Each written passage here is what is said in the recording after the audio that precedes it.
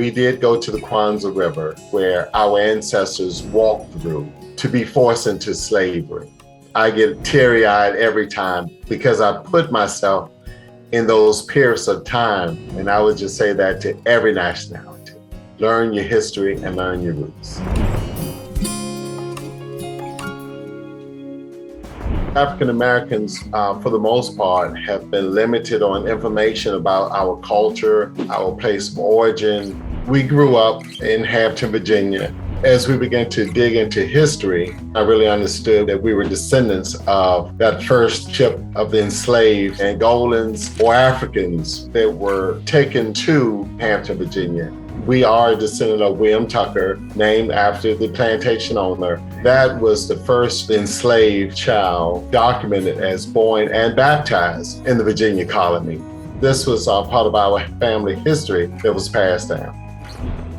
We needed to create a safe place that we could capture all of this information. It began to take shape as far as formulating a society. The president of Angola wanted to meet with us. He asked if we had ever gone to Angola. We said no, but we plan to visit. He said, no, I will send for you. And in 60 days, we were in Angola. While we were in Angola, we visited some historical areas and sites, learned about the people, the culture, but our job or goal was to dig in, to help us understand what took place 400 years ago. They would capture those Africans and they would come through the Kwanzaa River. We just wanted to travel those pathways so we could really have a better understanding. It was really emotional. And to learn that history while we were there, it was just amazing. But they needed to know our story just like we needed to know their story.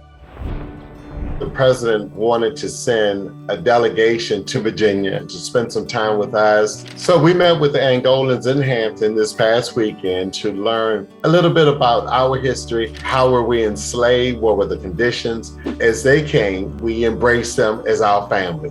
They were also taken to Fort Monroe to see exactly where that ship came in and landed. We were there looking at the water, talking about how that ship would have come in, how those enslaved would have reacted. They visited our cemetery, which was considered the old colored graveyard. Captain William Tucker, the one who enslaved our family that came off of that ship, that was the resting place of those who lived on his plantation. Shortly after slavery, our family purchased that cemetery.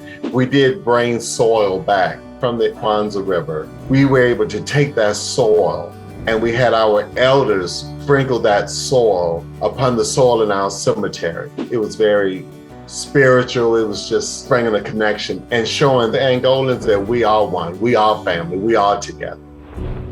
The core of my foundation came from generation to generation, from ancestors passed down. Integrity, honesty. I just want people to know that you can be successful. We come from a country and a continent that there were many kings and queens. I will definitely suggest that those who can visit museums, Black history museums. If you can book a trip to go to the motherland, please do, so we can all learn. I would recommend that to everyone.